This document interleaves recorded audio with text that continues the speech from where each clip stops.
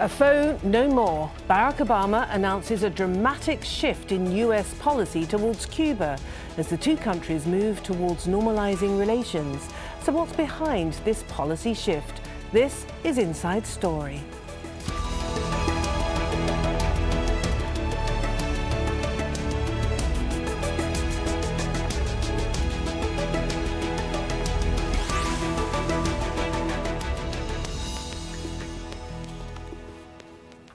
Hello and welcome to the programme. I'm Martine Dennis. It's an historic deal that will put an end to more than 50 years of hostility.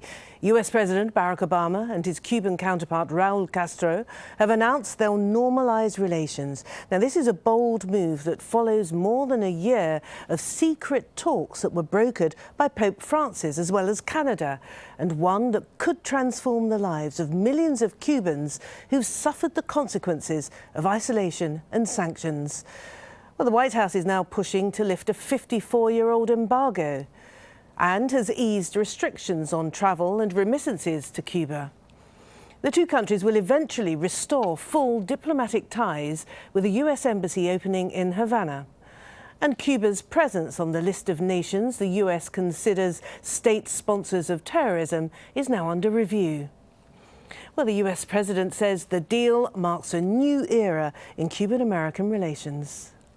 Today, the United States of America is changing its relationship with the people of Cuba. In the most significant changes in our policy in more than 50 years, we will end an outdated approach that for decades has failed to advance our interests, and instead, we will begin to normalize relations between our two countries. Through these changes, we intend to create more opportunities for the American and Cuban people and begin a new chapter among the nations of the Americas. Well, the Cuban president, Raul Castro, paid tribute to those who'd helped broker the deal. This decision by President Obama deserves the respect and recognition of our nation. I want to thank and recognize the support of the Vatican, and especially of Pope Francis, for the improvement in relations between Cuba and the United States. Equally, the government of Canada for the facilitation and realization of high-level talks between the two countries. Well, the roots of this bilateral standoff go back to the Cold War. Relations deteriorated soon after a young Fidel Castro overthrew the US-backed Batista government. That was in 1959. And by 1960, the US had severed diplomatic ties and imposed a trade embargo. Throughout the 1960s, the US tried numerous times to force Castro out of power.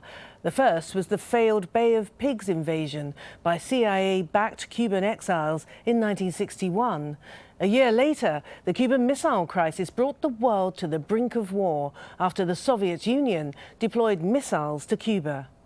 Well, the relationship remained frosty until this handshake between Obama and Castro last year, the first formal greeting between the country's leaders since 1959.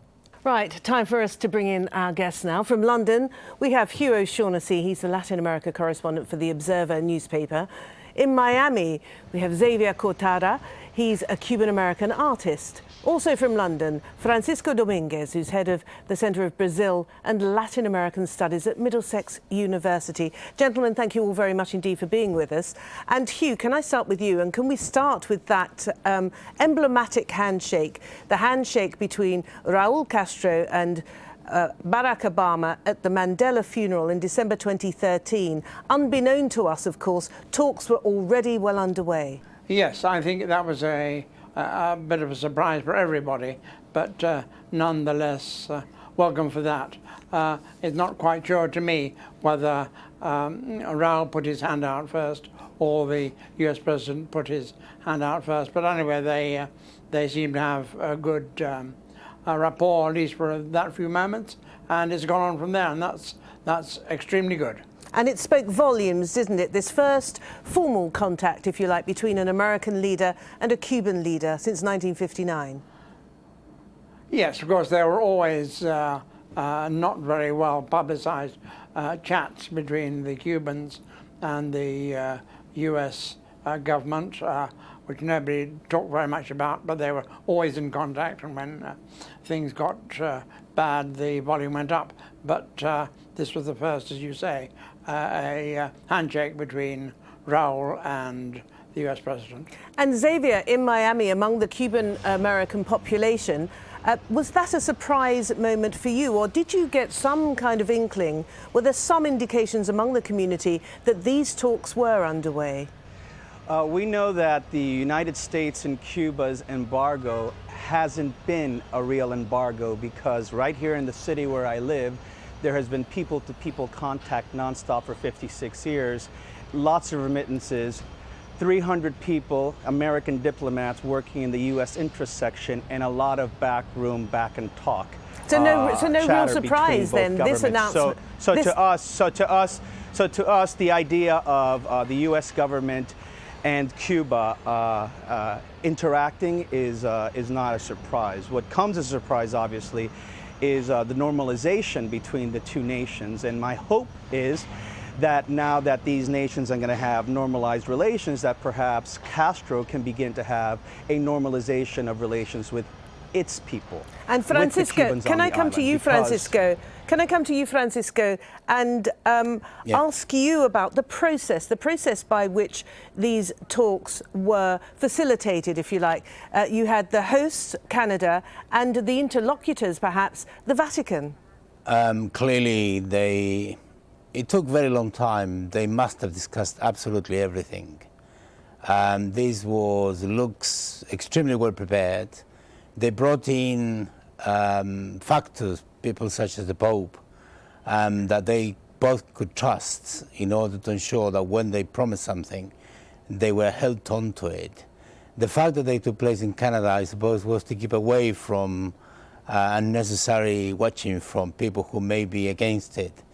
And the very fact that it looks like a revolution in the relations between the United States and Cuba underway is an extraordinary step. I think it's been extremely welcomed by certainly the Cuban government and the Cuban people, and the rest of Latin America has followed suit. It's extraordinary. And Hugh, why was there such need for such complete and utter secrecy for these talks?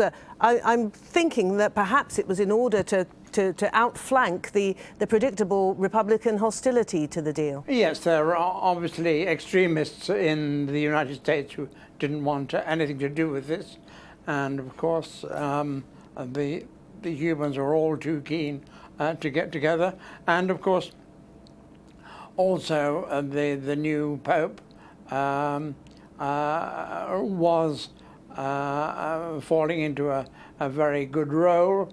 I think that he and his men, and they mostly are men in the Vatican, laid down the ground rules and got the preparations well underway as the two men got together.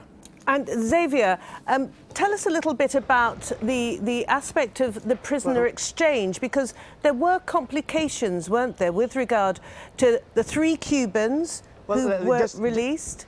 Let's not forget the let's not forget the elephant in the room with regard to the last question. The other reason for secrecy is that the dictatorship in Cuba has used this puppet of the United States imminent bombing of Cuba, the puppet of the United States threat of an invasion to Cuba, as a way of marginalizing and scaring its people. So to be negotiating with this great evil empire would somehow negate, right, the idea that we're dealing with a monster. So let's just be fair to the conversation in that there is a regime in Cuba that is completely closed. So why then? Yeah, that's completely closed. Why then is the Cuban government so ready to enter into this arrangement to establish the full normalization of relations? Because it has no if it looks weak, course, if it makes because it look has weak no at home. choice. Oh, because Cuba, by the way, has just three things left in its revolution: oppression, absurdity, and the corpse. That's all that's left in that revolution. And its trading partners, the people that kept it afloat, Russia, Venezuela, Iran, those 3 aren't there for it anymore.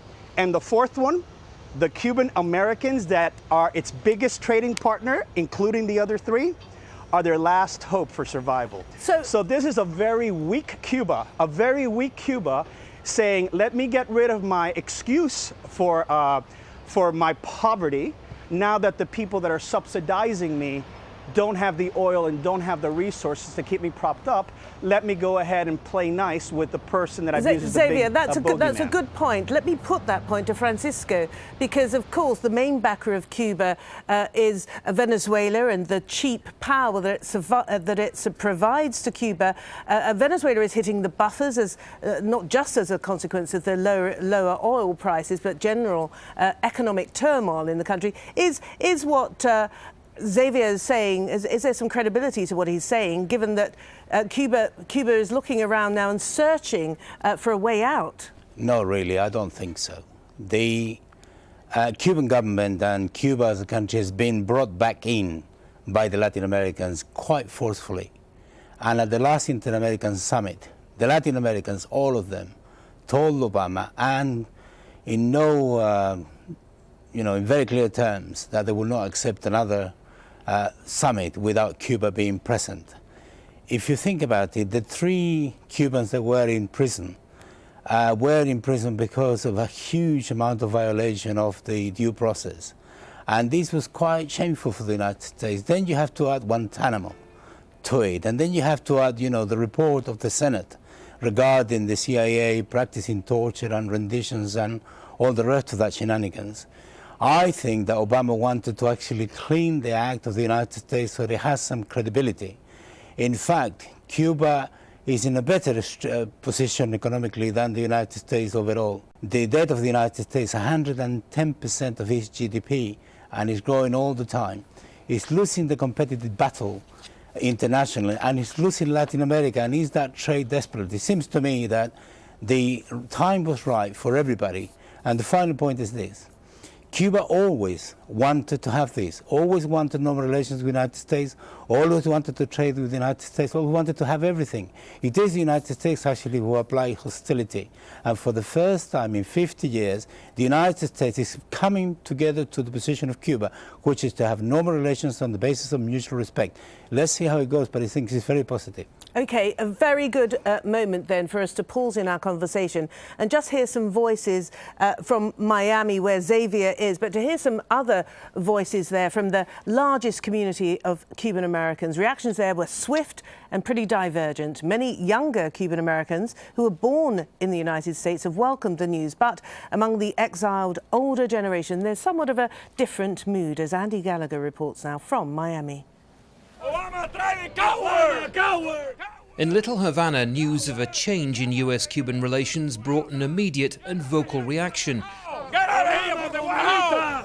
Many here have fought for years to isolate the Cuban government, and talks with leaders they see as oppressive is viewed as nothing short of a betrayal. I feel disappointment completely to the President Obama. In this moment, for me, Obama is a coward because they doing business to Castro regime.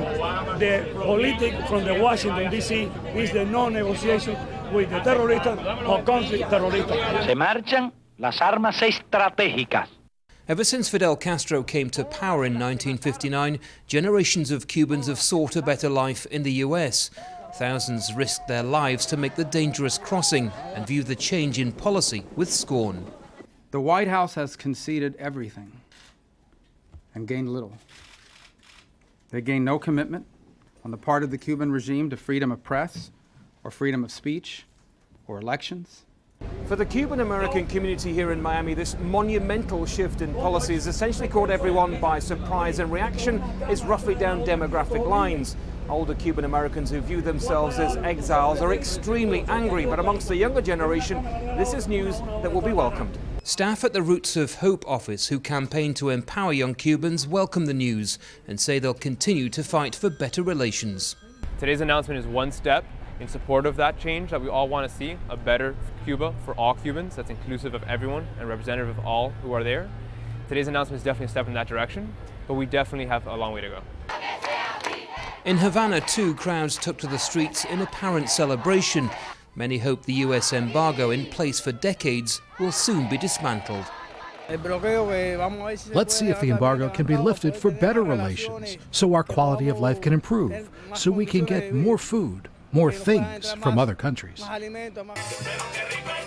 The Cuban-American community here has played an important role in shaping US policy towards Cuba over the years, but a new generation will welcome change and what it might mean for their families still in Cuba. Andy Gallagher, Al Jazeera, Miami, Florida.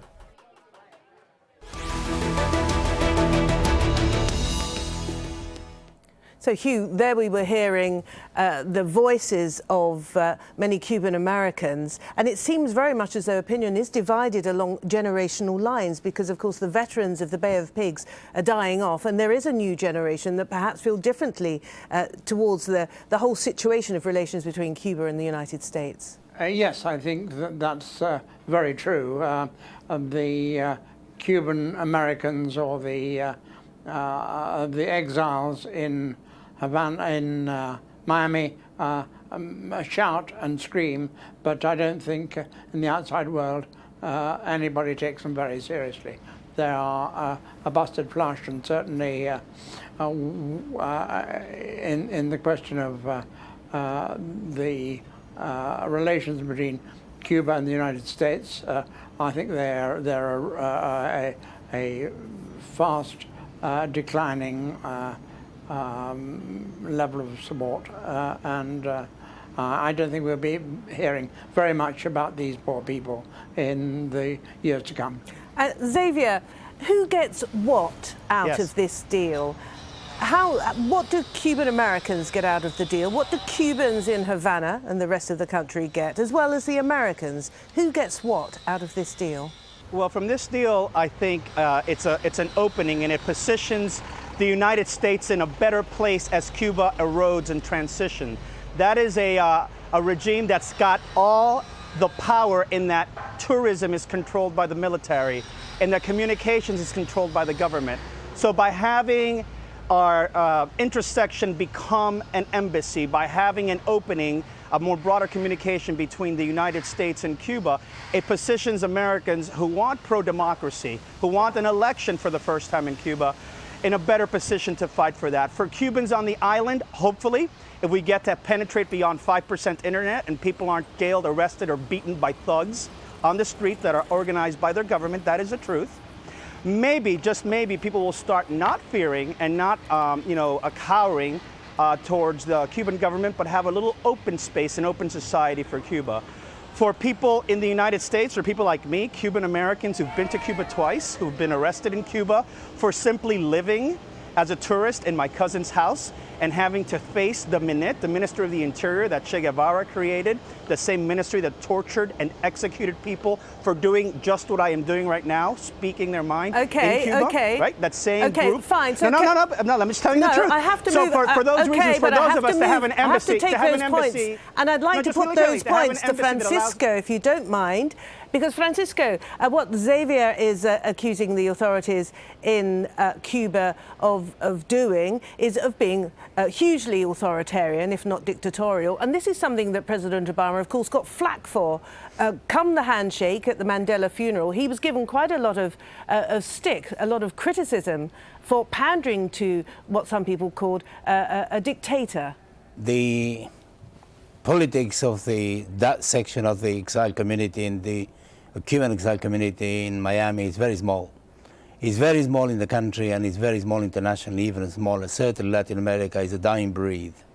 There is the extreme Republican right, which controls some of the key committees of the Congress and the Senate. And it seems to me that Obama has been extremely brave to take this step, which is quite an incredible step. Hillary Clinton has been visiting, touring the country in the United States, saying that she is not going to be a candidate, but clearly she is going to be. And she's been campaigning on the necessity to actually eliminate and dismantle the blockade. So it seems to me that very likely the majority of the population of the United States, certainly the population that voted for Obama, the Latinos, the trade unions, women, black people and so on, which actually do make the majority of the country, are going to be very much in favor of this. And I think we'll have to wait and see what happens. Very likely the next election is going to be fight.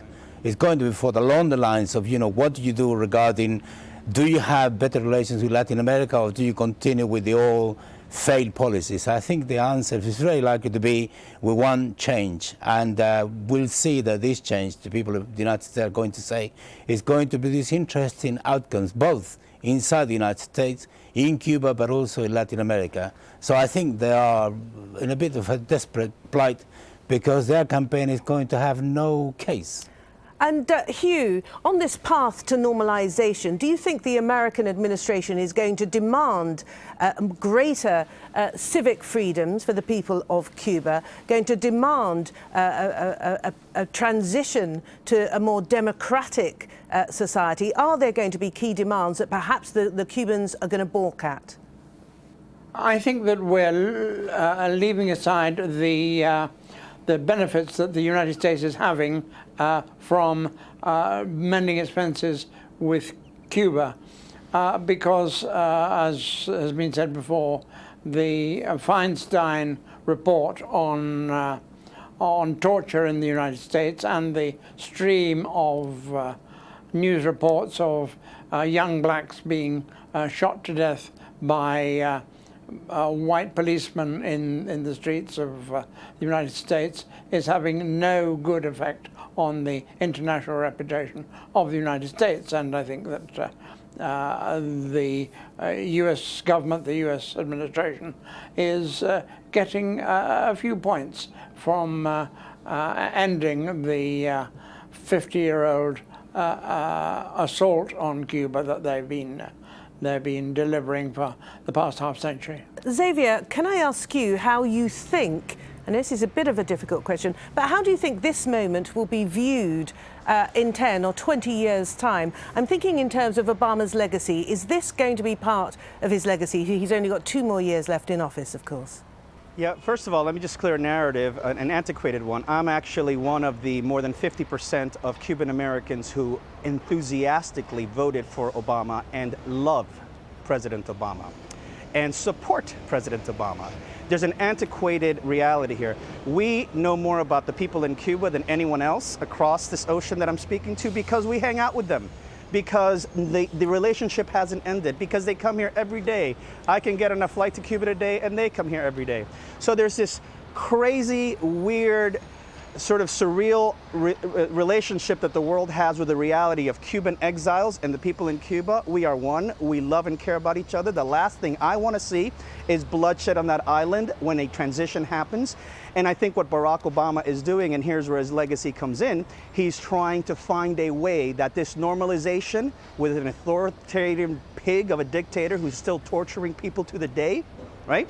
Who has people jailed in prison just because they oppose a point of view, and is releasing them today and can jail them tomorrow. Made your point. I think you've made your point that you're anti the I think in the future the hope is let's keep our eye on the ball of bringing freedom to Cuba.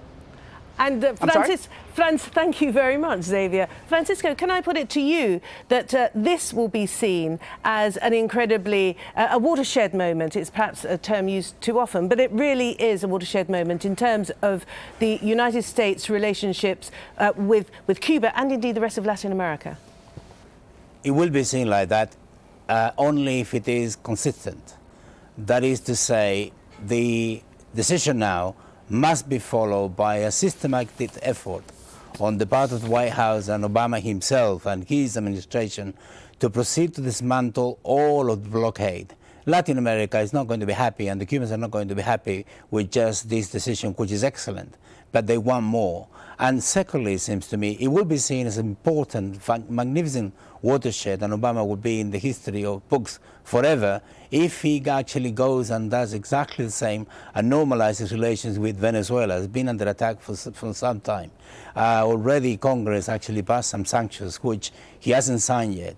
It seems to me that he may take advantage of this moment and go for it, because this is going to determine what the United States is going to be like in the relationship with its southern neighbors for the rest of the next possibly 20, 30 years. I hope that is the case, and it's up to him.